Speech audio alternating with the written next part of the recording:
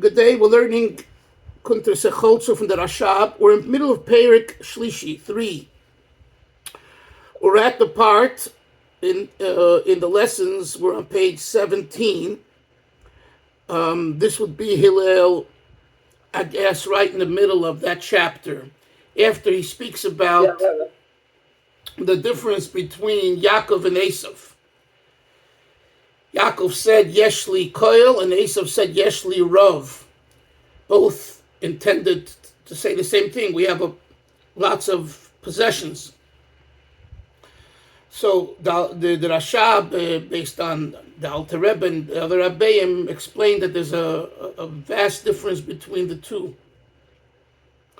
Yet the word koil comes from the word klalut, iskalalut, inclusiveness. Rav comes from the word riva, argumentation and division. Yaakov, which is Olam Atikin, expresses the same idea, but through inclusiveness. Esav, which looks at the same idea, looks at it in a way of fragmentation. This is the general difference between the world of Tikkun and the world of Toyu. The world of Toyu,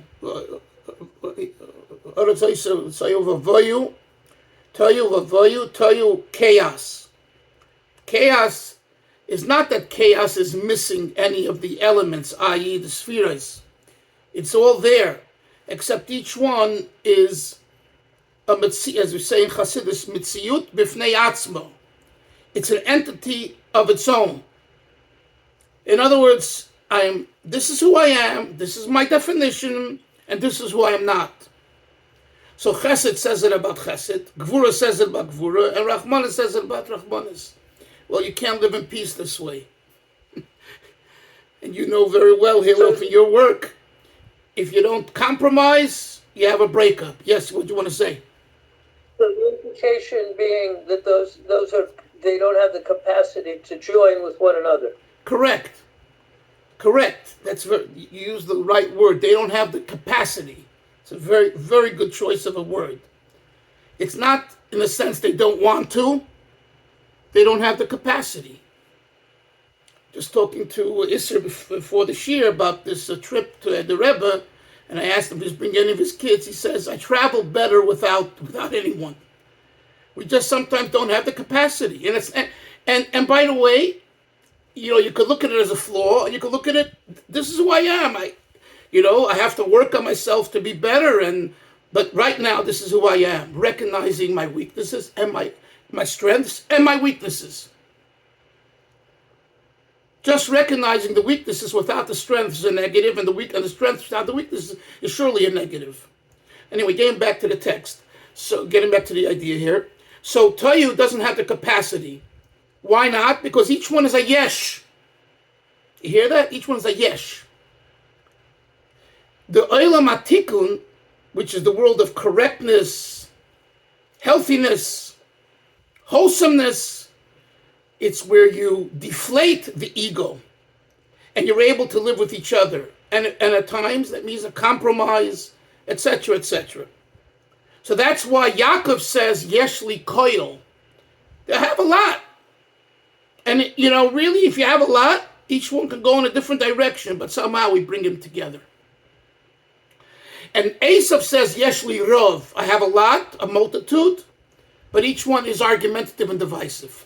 And this, you have to remember this Nakuda, because we're gonna go now into some deep Chassidus and Kabbalah, but it's all predicated on this Nakuda, on this point. So that's why I spent the extra time on it. Don't lose sight of this Nakuda as we go through the rest of the text. I want you to turn now there. We're holding V'chein hu b'shorshan. Again, if you have the lessons in Hechaltzu, it's page 17, the last line on the Hebrew side. In the Hebrew above the words. V'chein hu, and in the other ones, it's in the middle of the Maimer. I don't know what page. V'chein hu b'shorshan b'pchinas sfiras the Toyu.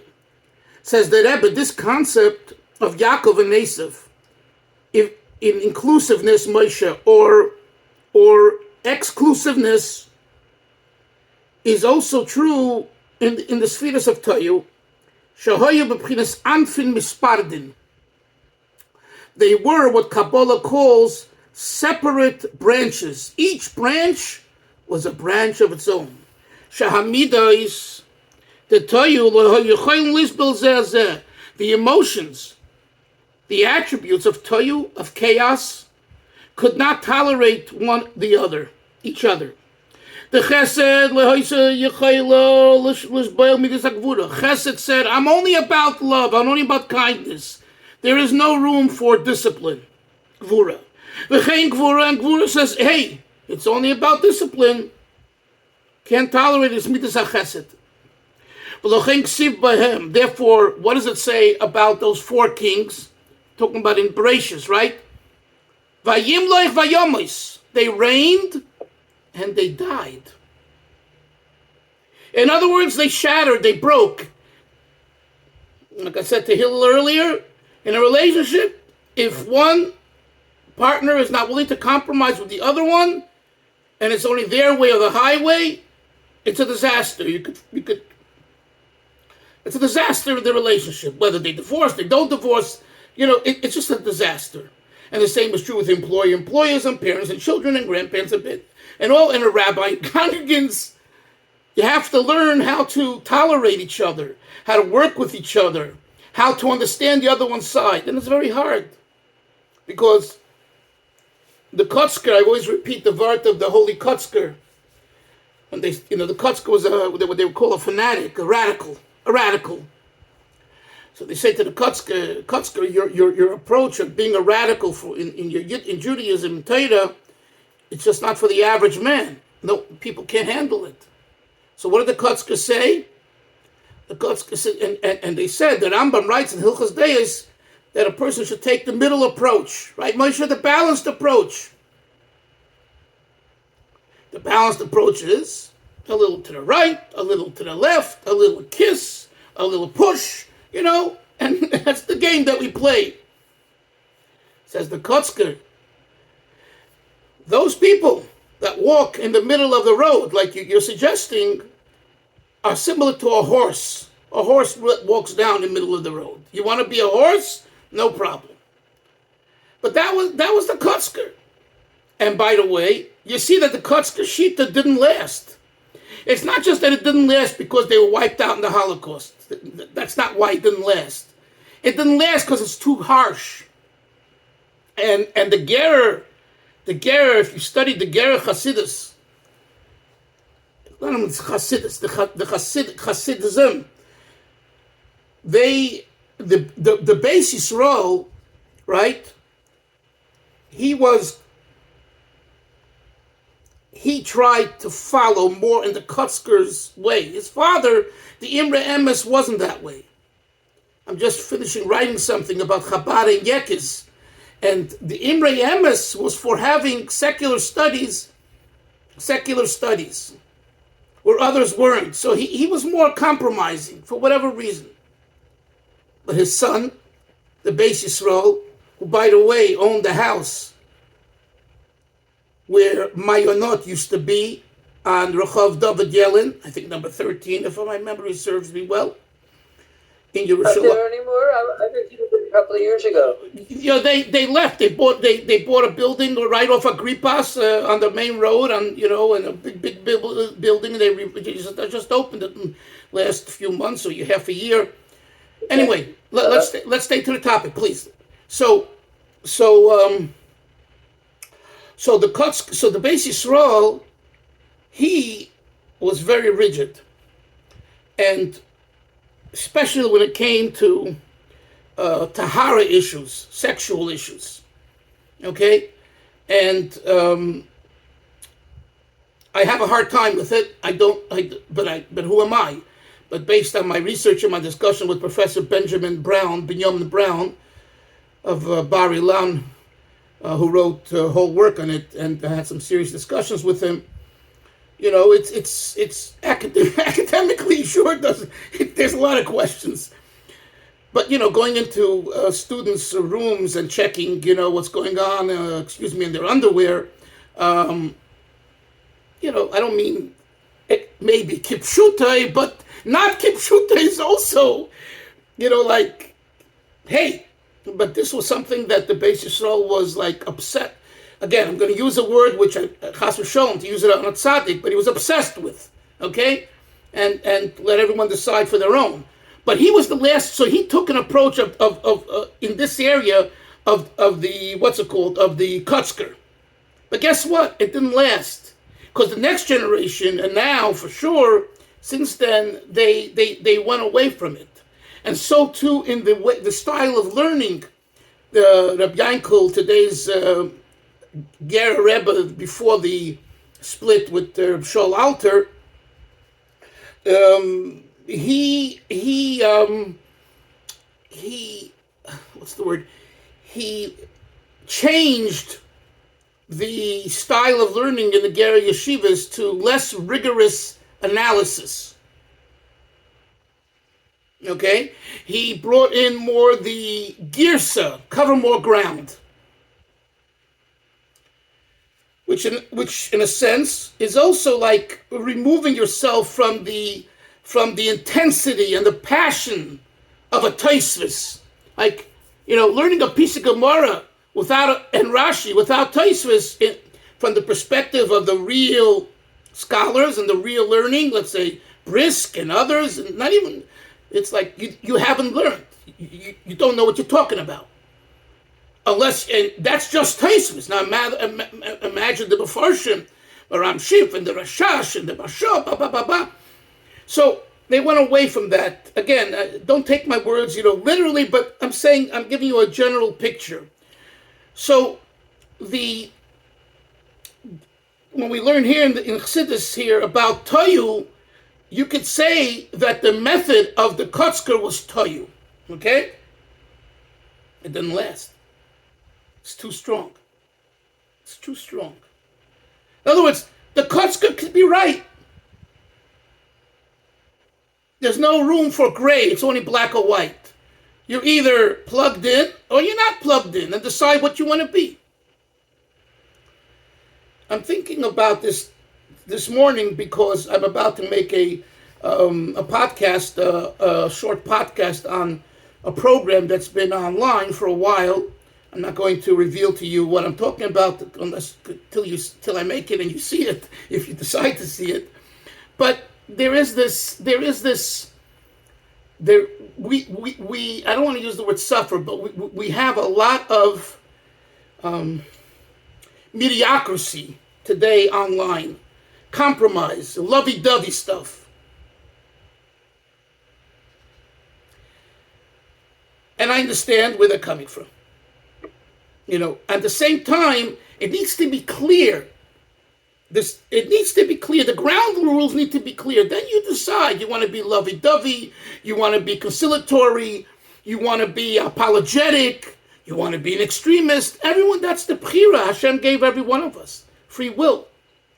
But when a message goes out that's confusing, especially for young people, the new generation, we're all, relatively speaking, old geezers already, right? But for our grandchildren and great-grandchildren, what message do you want them to know? Do you want them to know that this long beard that's never been, excuse the expression, combed is the truth? Or no, this is not the truth? And everyone can decide in their own life if that's a truth to them, right? But when all of a sudden ideas foreign to traditional Messiah Yiddishkeit, and every Kehila has their Messiah.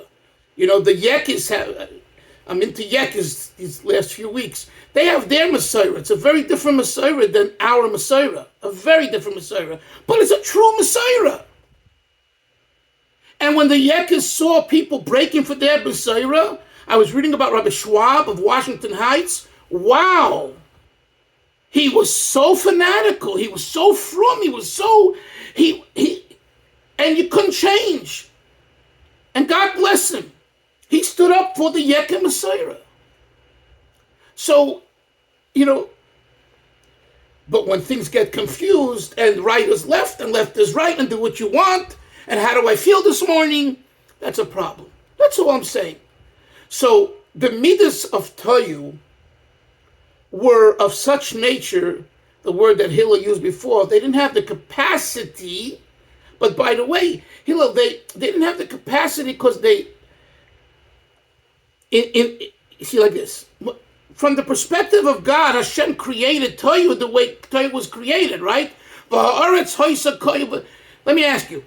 The earth was chaos and void. I'm asking you a question. Did the earth choose to be chaotic and void? Did the earth choose to be chaotic and void? When you read that pasuk in the Torah, in Bereshis, no, the earth didn't choose. God made the earth at that time chaotic and void. But when we talk about it in our lives, we make a choice. We make a choice.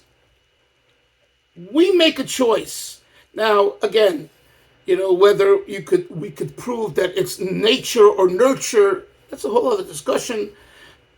I don't know. Sometimes it from Chazal it implies one way, the way I see it, sometimes other way. But generally we make a choice. Yes, Moshe. Rabbi Dalfin, can you when you talk about Kotzk being anchored in Tohu, can you give an example when you say, besides the fact it perished in the war, but can you give an example of something like you mentioned, like why didn't it continue? What can you example? Why didn't it take?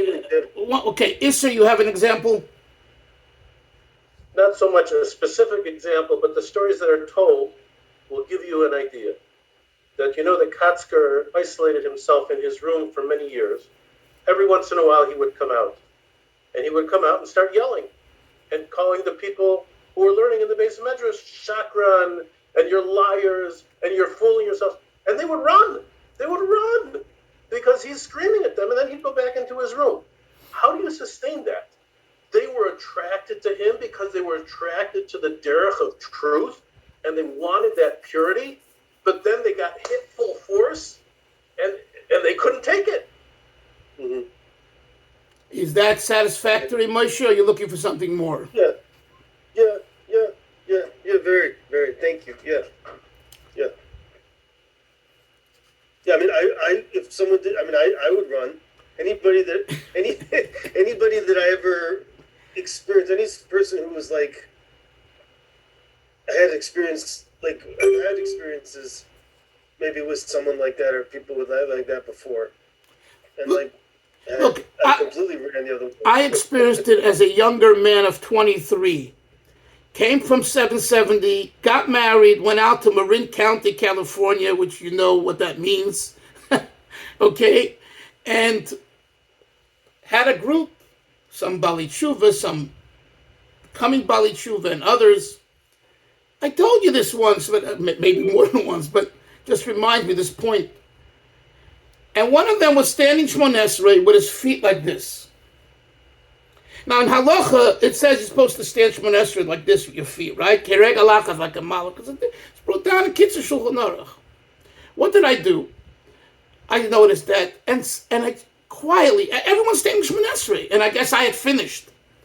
I just, with my foot, I gave a little tap on his foot to put them together. After Shmoneh Esrei or after davening, did he chew me out? And I realized, I was coming from a good place. I really was. But this person didn't know the halacha. He's coming from possibly LSD or Woodstock. He's coming from a different world, okay?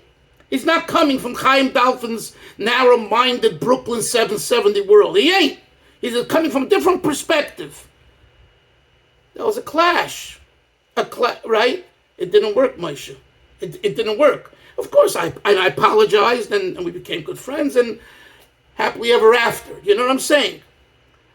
So that's it. To me, that's it's a toyu. It's to that person. What I did was toyu.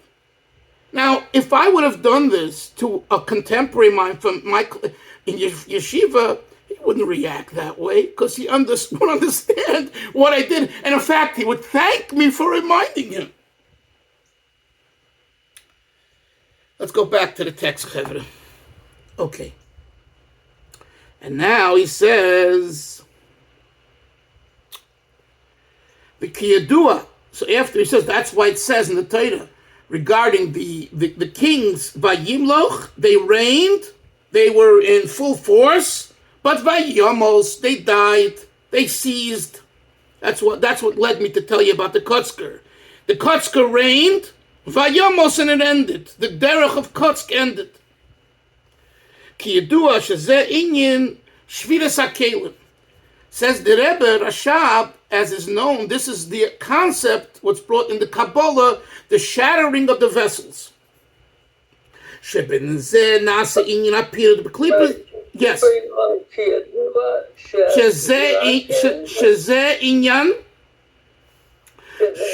Shezeh inyan shviras ha-kelim. That's the acronym.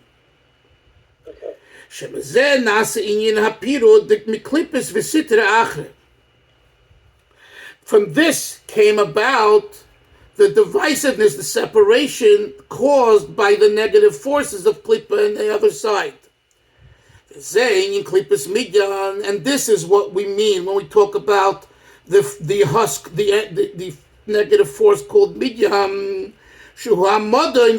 It is strife and argumentation or divisiveness. Causing separation. You know, there's an argument l'shem shemayim. Again, I repeat what I heard from the Rebbe once by Fabring. I'll never forget it till the last day of my life. The Rebbe said once, disagreements are healthy. Machlokes is negative. Okay? We have to learn how to disagree and be happy about a disagreement. There's nothing wrong to disagree. What? Hillel, what? Is the word machlokas like mechalek? Yeah. Yeah, okay. I never made that connection. Right. So the Rebbe said, disagreement. Okay, you see it this way, you see it this way. I'm your best friend, And trust me, I'm sure you guys have. I have friends, and we have we dialogue, and we disagree, and we're best friends.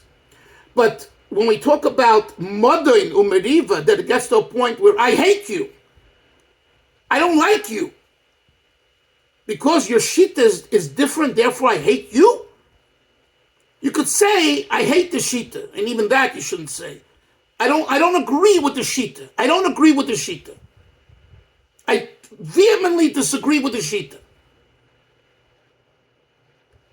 But to go and say, you, and that's what Klippas Midyan is about. Klippas Midyan took the argumentation of disagreeing and turned it into a personal agenda where I hate the Jews. Okay? This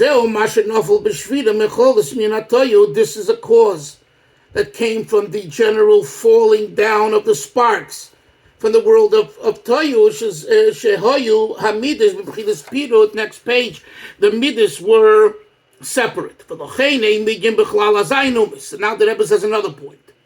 Therefore, the Midyan, if you look at the 7 nations, right? Keni, Knizi, Maini, right? The 7 nations, Chiti, Amayri. We say it every day, over there. Midyan is not counted. Why not? It's a nation that fought the Jews. Says the Rebbe, they're not counted. Why? The 7 nations. Look, Moshe, Aknani, Vachiti, etc. Hein, Bahazayin, Midish Pratis. They represent the 7 specific negative traits. Yes, sir. If my recollection is correct, I believe the Nasiu Shalom brings down that there are 3 other nations that will be conquered in the times of Mashiach, or after Mashiach, and that will complete the 10 sort of representative of the 10 Right, spheres. but Midyan is not one of them. I think that's Chiti Ameri, not Midyan. Check it out. So the Rebbe says here, why isn't Midyan considered one of the 7? Because the 7, we talk about 7 specific individual details. Each one expressing another specific aspect of void and chaos. Kanani, hear that? Kanani is the negative force of chesed. Too much kindness is very bad. No good. Chiti, gvura, too much discipline, too strict, etc. The next acronym Hillel is Kehilos Yaakov. K-Hey-Yud is a famous sefer on Kabbalah. I forget the author now. Kehilos Yaakov, I believe. V'chol echod hu klipa protis mimide protis detoyu. Each of the 7 nations represents another one of the 7 negative energies of Toyu. And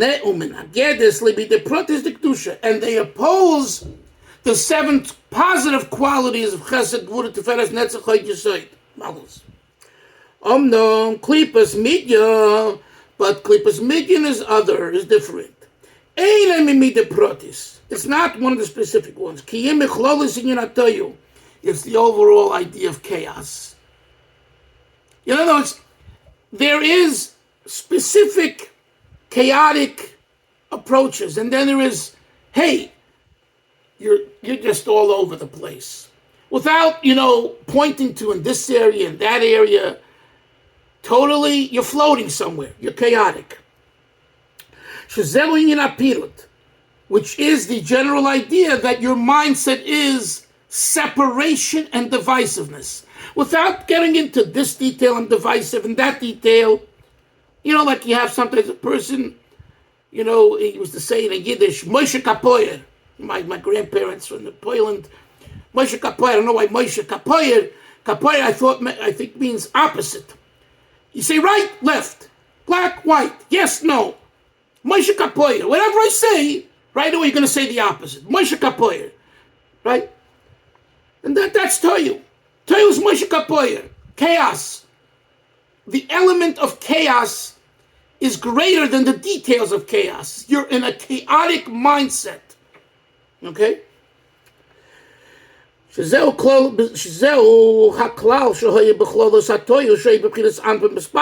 idea of Toyu that was separate branches. And this is why there was the Shvira, the shattering of Toyu. On page 23. It's the progression of the 7 evil traits, bad traits, they come as a result because of the general pirut, separation, divisiveness, and strife that wasn't Toyu. This is the general reason for it, because this is why it caused the shattering of the vessels. When you klippus Midyan lamata, this is the klippa of Midyan below here on earth. Therefore, they're not considered part of the 7 specific nations. Because you can't identify Midyan as any of the specific midos. Again, he repeats the same point. It's the general idea of chaos and separation. This is the source of the Shvira. Kitzer. Klippus Midyan in Yona Modin V'Sinas Chinam. The idea of Midyan is modern, is strife, V'Sinas Chinam. It's interesting. He doesn't use this word Sinas Chinam in the chapter, only in the Kitzer. And this is why when one of the Lubavitcher Rebbes, when they wrote a Kitzer, this is their Kitzer. This isn't Sichas in English Kitzer. It's very specific. In other words, you won't find this word Sinas Chinam in the synopsis of the chapter should just say the words of the chapter. No. That's why a kitzur has to be learned. When a Rebbe writes a kitzur, he chooses very specifically. And what does he do here? The way I see it is, he's kind of wrapping this into a very practical thing, which is sinas and baseless hatred. In other words, we're talking about Toya Moshe, we're talking about all these ideas. He says, you know how that expresses itself? Sinas chinam, baseless hatred, which is the theme of this mimer as he goes on to really get into it later in the mimer. Well, just one second. The Zayin Umois, the 7 nations, correspond to the 7 Zayin Midas Pratis, the 7 specific negative traits. Yes, Hillel. What? I'm just curious, I haven't gone far enough ahead. Does he also explore in here the relationship between the Klipa of Midyan and the Klipa of Moab? You know, the whole story of Moab and then the relationship between the new nations sort of takes on a new perspective with what we're learning here. I believe only in the beginning. If you weren't here, maybe 1 or 2 classes, but if you go through the I think chapter 2 speaks a little bit about Moab, but I don't believe later we'll have more about that. Okay. The whole idea is that Midyan and Moab. I mean, this is really textual in the Mefarshim. Who was the one that brought the idea that to get the girls, the women, to seduce the Jewish men? It seemingly came from Midyan, not Moab, and that's why Hashem says, "Nekoim nikmas Midyan." Right. But Right. it was Bilam's Eitzah. It was Bilam's Eitzah. Okay, so this has to be looked at, but I think it's more the Mefarshim. You know, it's not it has to do. The Rashab does touch on it, but. You know what I'm saying? You really need to really have a good understanding of how the Mefarshim see it. Chavra, we'll see everyone tomorrow. Mitzvah Shem, good class. Have a great day. Take care. Bye-bye.